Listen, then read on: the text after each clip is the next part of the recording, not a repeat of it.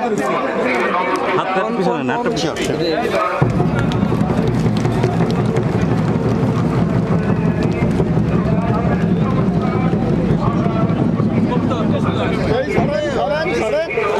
একটু প্লিজ সরেন, আরে সরেন সরেন।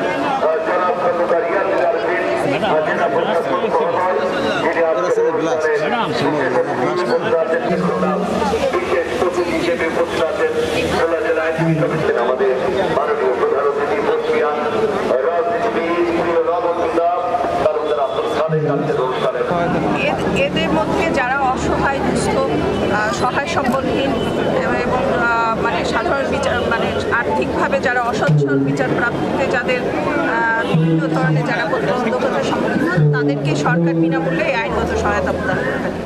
অসহায় মানুষের প্রতি এই বছরে আমার মেসেজ হচ্ছে এইটা যে আমরা বঙ্গবন্ধুর যে সোনার বাংলাদেশ গড়ার যে স্বপ্ন, বঙ্গবন্ধুর যে স্বপ্ন দেখেছিলেন যে সবার জন্য সব বিচার প্রাপ্তি, সবার অধিকার নিশ্চিত থাকবে, সেটার লক্ষ্যে কিন্তু পরবর্তীকালে আওয়ামী গভর্নমেন্ট এই লিগ্যাল এইড প্রতিষ্ঠা করে এবং সেটা কিন্তু এখন আমি মনে করি গরিব অসহায় মানুষের জন্য এখন আলোকবর্তিকা স্বল্প আমার কাছে মনে হয়। সেক্ষেত্রে এখন কিন্তু এই যে আমরা স্মার্ট বাংলাদেশের দিকে আগাচ্ছি, আপনারা দেখেছেন এবছরের স্লোগান হচ্ছে স্মার্ট লিগ্যাল এইড, স্মার্ট দেশ, বঙ্গবন্ধুর বাংলাদেশ। তো এখন কিন্তু অনলাইনের মাধ্যমে যে লিগ্যাল এইড অফিসে কষ্ট করে আসতে হবে খরচ করে তা নয়, অনলাইনের মাধ্যমেও কিন্তু এখন আপনার বাংলাদেশের যে কোনো প্রান্তে বসে খুলনা জেলা লিগ্যাল এইড অফিসে আবেদন করা যাবে। প্রধান অতিথি খুলনা সিটি কর্পোরেশনের মাননীয় মেয়র জননেতা তালুকদার আব্দুল খালেক,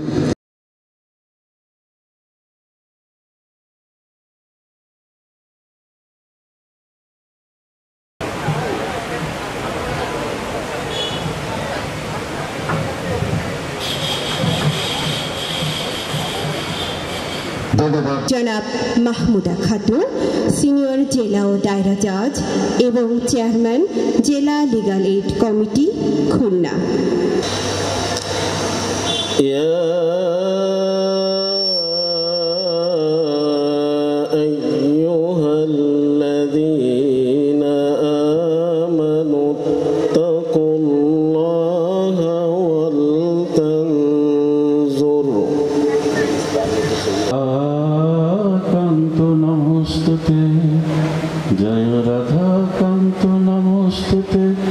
প্রাণঢালা শুভেচ্ছা, আসসালামু আলাইকুম।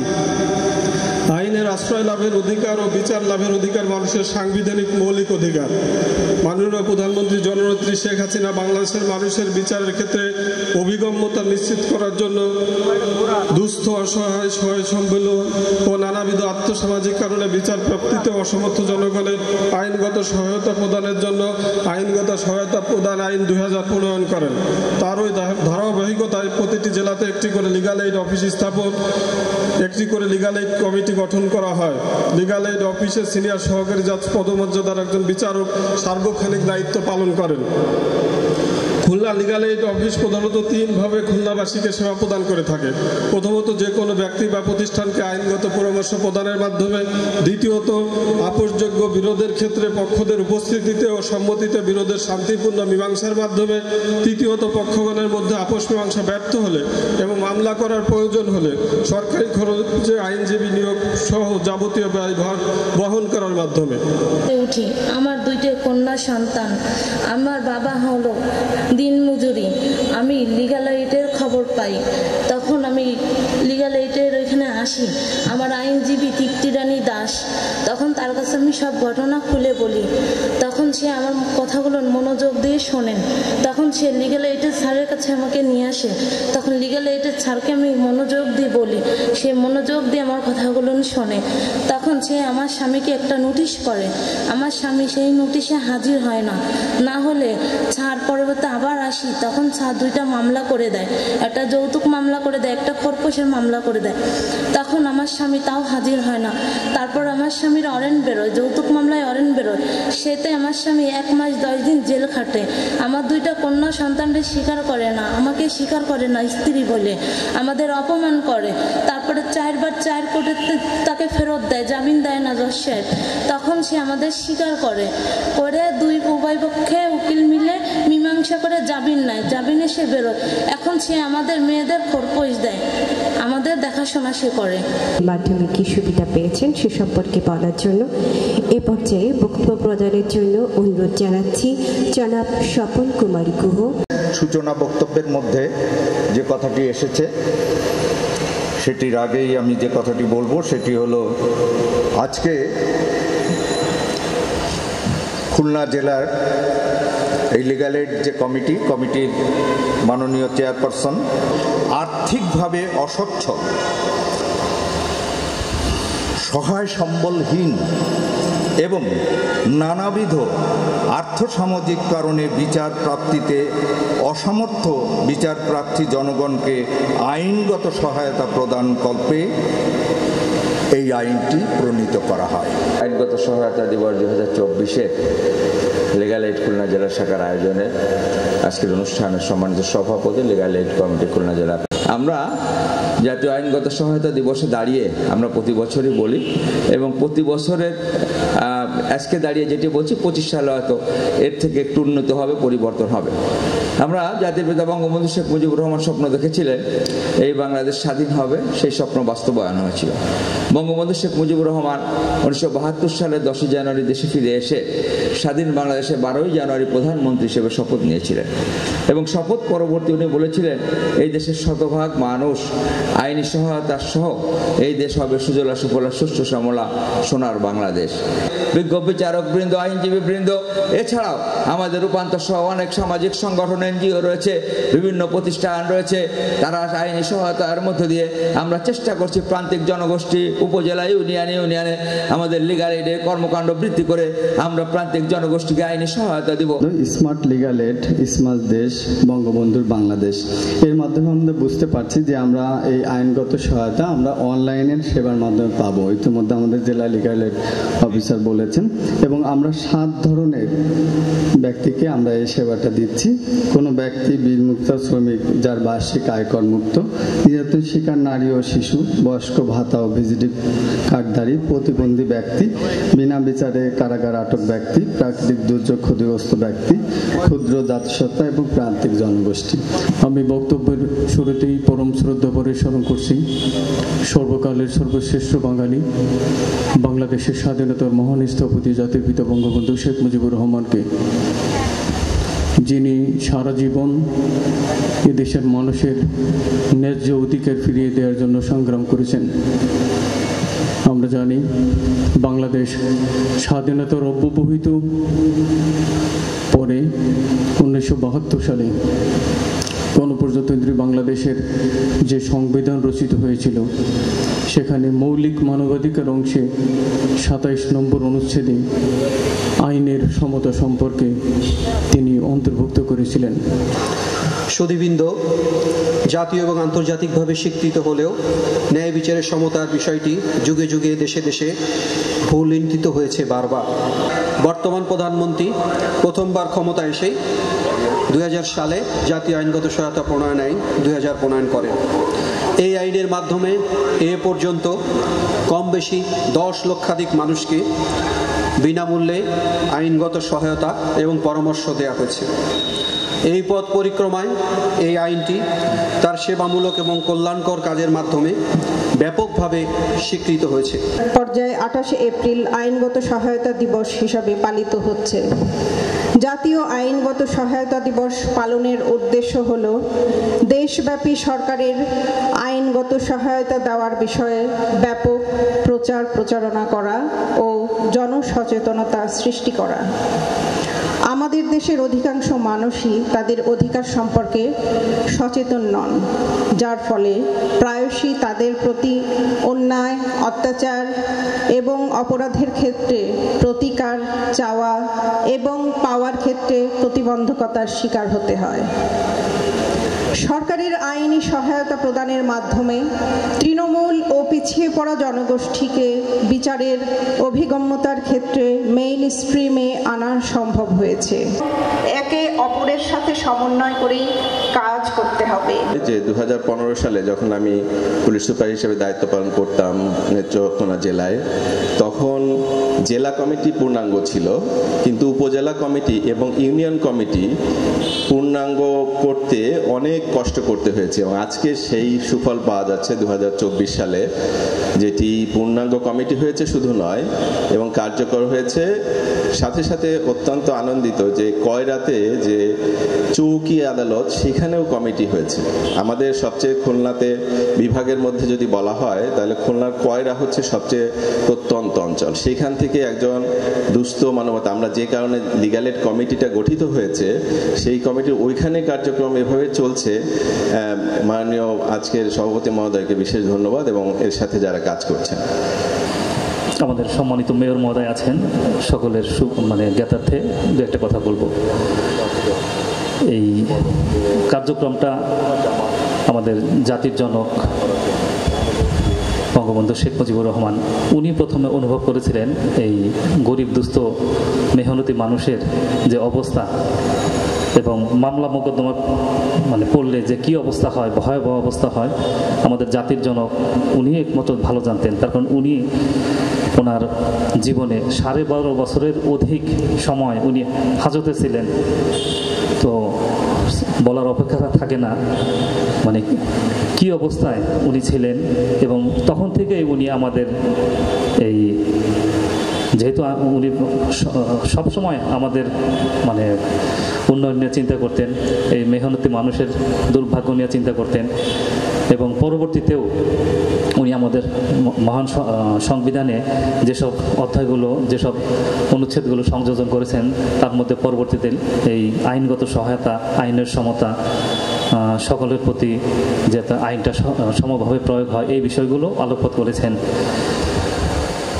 আমাদের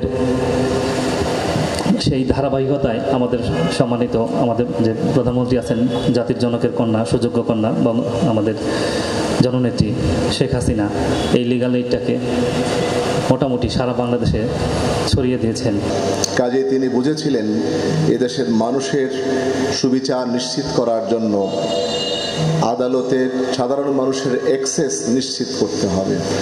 এ কারণেই নবীন সংসদ সদস্য হিসাবে তিনি 1956 সালে পাকিস্তান গণপরিষদে, তখন তিনি একমাত্র ব্যক্তি, তিনি বলেছিলেন যে আইন বিভাগ থেকে বিচার বিভাগ পৃথক করতে হবে। এবং এরপরে তার নেতৃত্বে 1971 সালের মহান মুক্তিযুদ্ধে 30 লক্ষ মানুষের রক্ত এবং ত্যাগের বিনিময়ে, 2 লক্ষ মা বোনের সম্ভ্রমের বিনিময়ে আমরা স্বাধীন সার্বভৌম বাংলাদেশ পাই। এবং জাতির পিতা 72 সালেই আমাদের একটি অসাধারণ বিশ্বনন্দিত সংবিধান উপহার দেন। সেই সংবিধানের 27 অনুচ্ছেদে আইনের দৃষ্টিতে সকল নাগরিকের সমান অধিকারের কথা উল্লেখ করা হয় এবং আইনের আশ্রয় লাভের অধিকার সকল নাগরিকের রয়েছে সেই প্রত্যয় ঘোষণা করা হয়। ক্ষেত্রে এরিয়াটা আরো সম্প্রসারিত করা যায় কিনা সে বিষয়টি চিন্তা ভাবনা করা দরকার। আর লিগ্যাল এইডের এক্সেস এখন আমরা যেটা প্রতিপাদ্য বলা হয়েছে, স্মার্ট লিগ্যাল এইড, স্মার্ট দেশ, বঙ্গবন্ধুর বাংলাদেশ। কাজেই এটি থানা পর্যায়েও রয়েছে। থানা পর্যায়ে কিন্তু এখন সব কিছু অনলাইনে হয়, আমার জেনারেল ডায়েরি থেকে শুরু করে মামলা রুজু। কাজেই থানা পর্যায়ে কোনো ভুক্তভোগী এরকম আসলে তারা সরাসরি সেখান থেকে লিগ্যাল এইডের যেহেতু অনলাইন অ্যাক্সেস আছে সেখান থেকে নিতে পারবে। কাজে আমরা আমাদের থানা পর্যায়ে আমাদের অফিসার এবং ডিউটি অফিসারদেরকে নির্দেশনা দিয়ে দেব যাতে করে থানা পর্যায়ে ভুক্তভোগী যারা আসে তারাও যেন লিগ্যাল এইডটা পেতে পারে।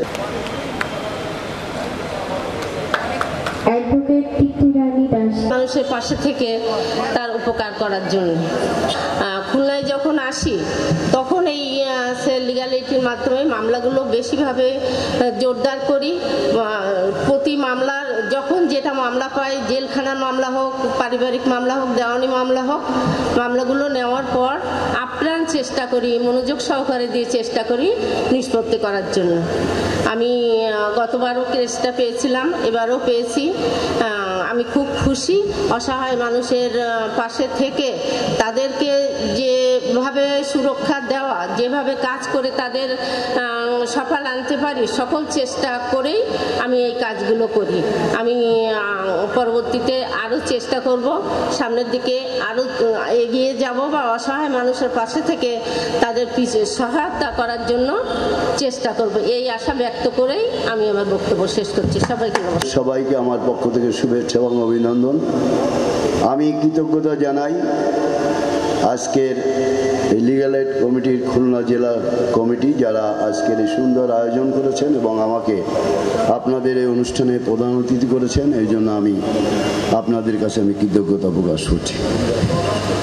আজকের প্রতিবদ্ধ বিষয় স্মার্ট লিগ্যাল এইড, স্মার্ট দেশ এবং বঙ্গবন্ধুর বাংলাদেশ।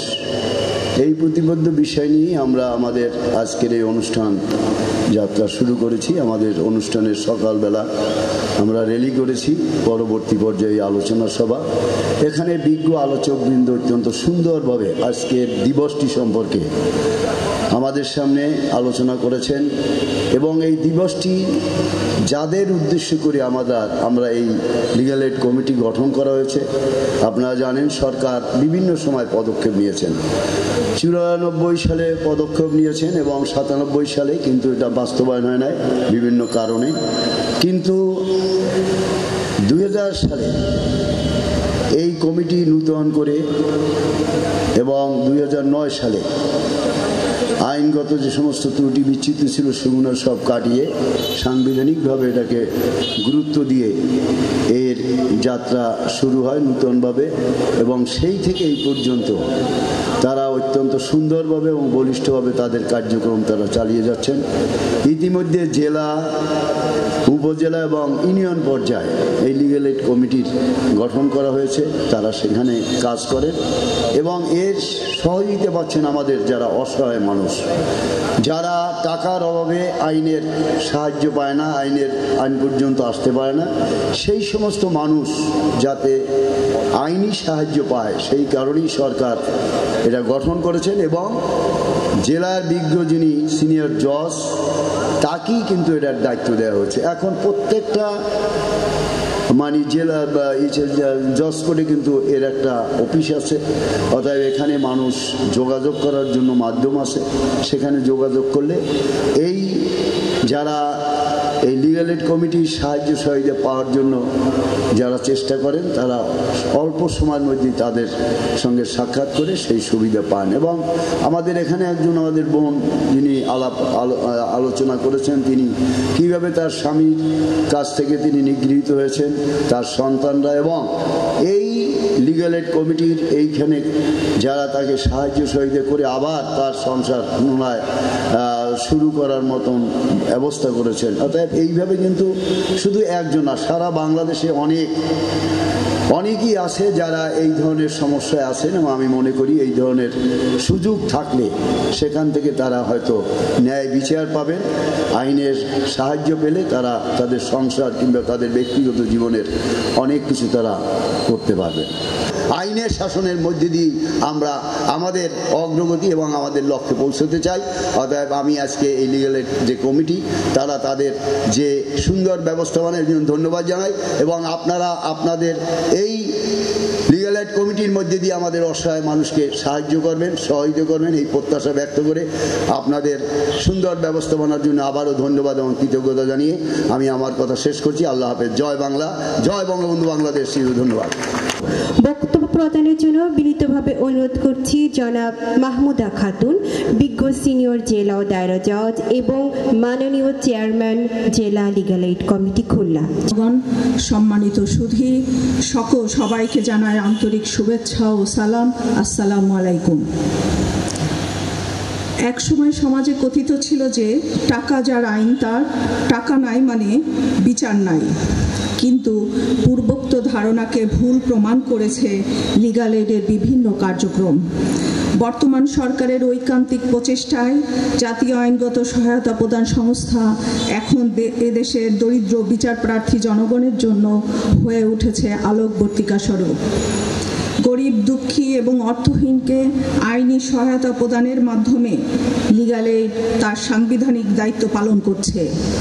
বাংলাদেশ সংবিধানের একটি গুরুত্বপূর্ণ রক্ষা কবচ হল 27 নম্বর অনুচ্ছেদ, যেখানে বলা হয়েছে যে সকল নাগরিক আইনের দৃষ্টিতে সমান এবং আইনের সমান আশ্রয় লাভের অধিকারী। সংবিধানের 19(1) ও 27 অনুচ্ছেদ পর্যালোচনা করলে দেখা যায় যে লিগ্যাল এইড একটি সাংবিধানিক অধিকার যা মানুষ তার স্বীয় অধিকার হিসেবে দাবি করতে পারে। এছাড়াও সংবিধানের 31 ও 33 অনুচ্ছেদে ন্যায় বিচার এবং সার্বজনীন মানবাধিকারের কথা যথেষ্ট গুরুত্বের সঙ্গে বিবেচনা করা হয়েছে। 2000 সালে তৎকালীন শাসনামলে আইনটি প্রণয়ন করে আওয়ামী লীগ নেতৃত্বাধীন সরকার। সকলের আন্তরিক প্রচেষ্টা এবং নিরলস পরিশ্রমে এই বৈরী আবহাওয়ার মধ্যেও এই অনুষ্ঠানটি সাফল্যের সাথে সুসম্পন্ন হয়েছে। আমাদের গর্বের প্রতিষ্ঠান জেলা লিগ্যাল এইড অফিসের উত্তরোত্তর সমৃদ্ধি এবং উন্নতি কামনা করে আমি আমার বক্তব্য শেষ করছি এবং অধ্যকার আলোচনা অনুষ্ঠানের এখানেই সমাপ্তি ঘোষণা করছি। জয় বাংলা, জয় বঙ্গবন্ধু, বাংলাদেশ চিরজীবী হোক। তার শিরোনাম বিনামূল্যে আইনি সেবার পথ। তাহলে উপভোগ করুন আমাদের আজকের পর্দা।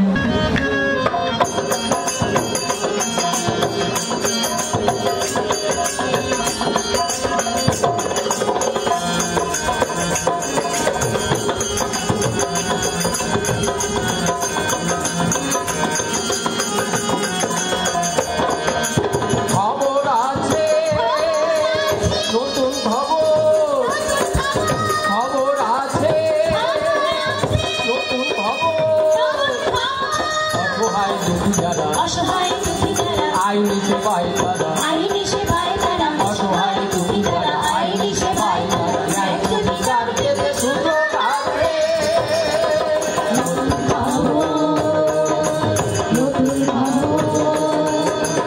অসহায় দুঃখী যারা আইনি সেবায় তারা আইনি সেবায় তারা অসহায় দুঃখী যারা আইনি সেবায় তারা ন্যায় বিচার পেতে সুযোগ আছে।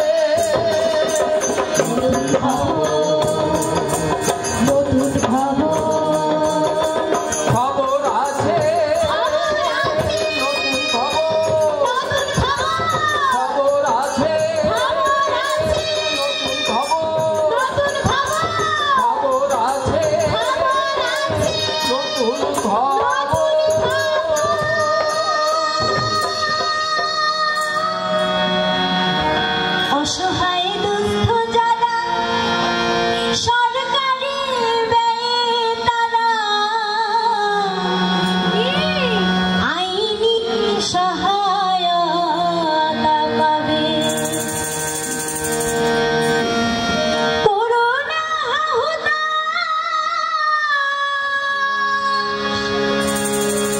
একটু করলে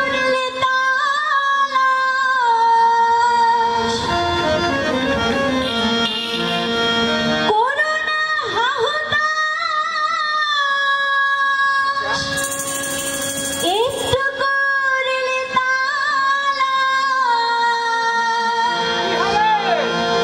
হাতের কাছে মিলে যাবে।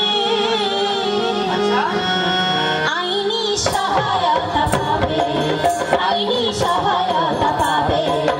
অসহায় দুস্থ যারা সরকারি ব্যয়ে তারা অসহায় দুস্থ যারা সরকারি ব্যয়ে তারা আইনি সহায়তা পাবে, আইনি সহায়তা পাবে।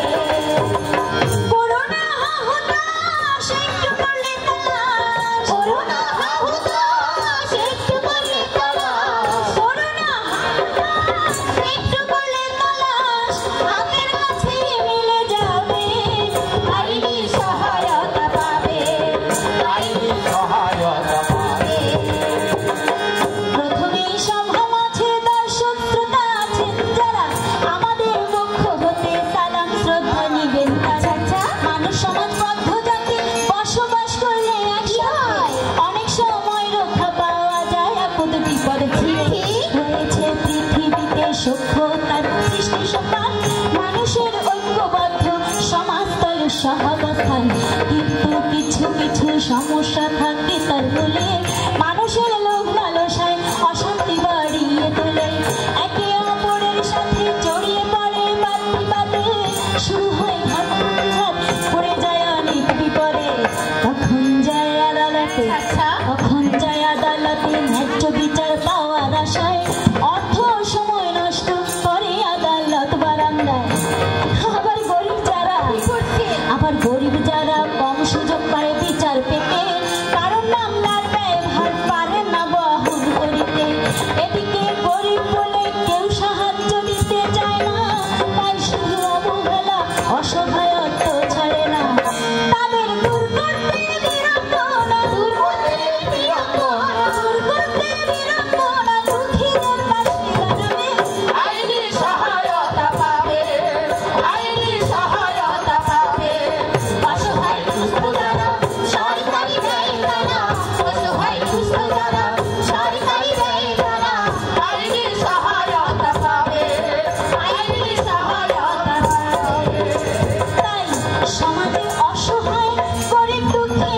মানুষ যারা মামলা তোমার কথাতে ভয় পায় তারা এ কারণে সত্যিকারের আইনি সহায়তা দিতে সরকার সুব্যবস্থা করেছেন বিচার ব্যবস্থাতে অসহায় দুঃখী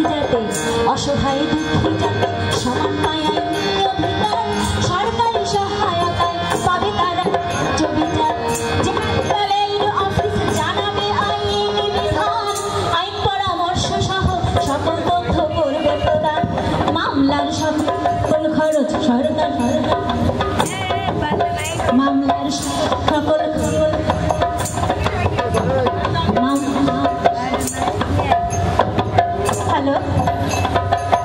মামলার সকল খরচ সরকারি বহন করিবে প্রথমে আপোষে মীমাংসা করার উদ্যোগ নিবে দুপক্ষের মতামতে না গেলে মীমাংসা করা তবে আইনি সেবা পাবে গরিব দুঃখী যারা অসহায় মানুষ যারা পাইলে আইনের সুবিধা মানুষ হিসেবে তাদের বাড়বে সামাজিক মর্যাদা এমনি ভাবে অসহায় মানুষদের করবে সচেতন আইন আদালতে যেতে ভয় যেন না পায় কারণ তাদের পরিশ্রমে জীবন যাপন নতুন মাত্রা যুক্ত আইনি